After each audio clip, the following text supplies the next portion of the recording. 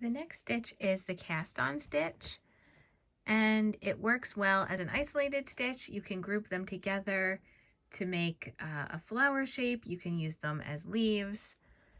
So I'm going to start by bringing my needle up,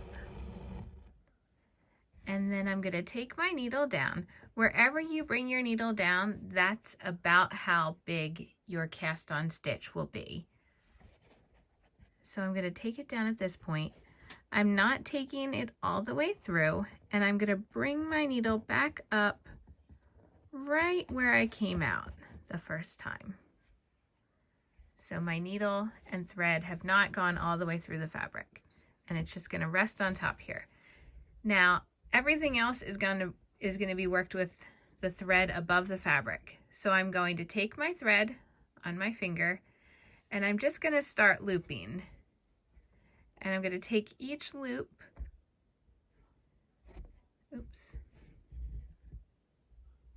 and place it on the needle. So again, here's my finger. I'm just looping the thread. I'm not pulling super tight. I'm trying to keep the tension about the same the whole time. And I'm going to keep doing this until I have about what looks like the right amount of stitches to fill in that gap right here. And I like to always add a few extra stitches because I kind of like when the cast on stitch looks a little raised, and when you add extra stitches to it or extra little loops, it's going to make a slightly longer stitch, but it's going to be in the same area, so it kind of raises above the fabric a little. So I can maybe do, I'm going to do like 2 more. Okay, so I'm finished with my loops. You want to make sure you don't have any knots in your thread, which could be it could easily happen because you're twisting your thread around. So now I'm going to hold these loops, and I'm going to be pulling my needle through the loops just like this. And you might have to gradually work the thread as it goes through the fabric. I'm using a pearl cotton on this, which I like to use. A stranded thread will work, but if you're new to making these, a pearl cotton might be a little bit easier because you don't worry about the threads separating much.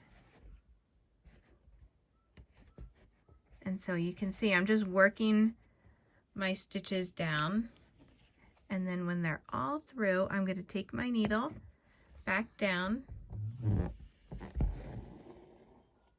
and that anchors the stitch. So you can see it's a little movable.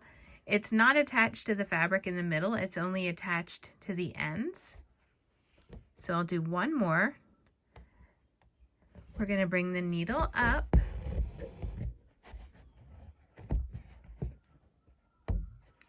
and then I'm going to take it down and come right back up in the original hole. If it's just eyeball it, get as close as you can. It doesn't need to be exactly the same spot where your needle came out before. Okay, so now I'm just going to start my looping again. And with every loop, I kind of just bring the thread loops that I've made to the same spot. You just kind of inch them down there.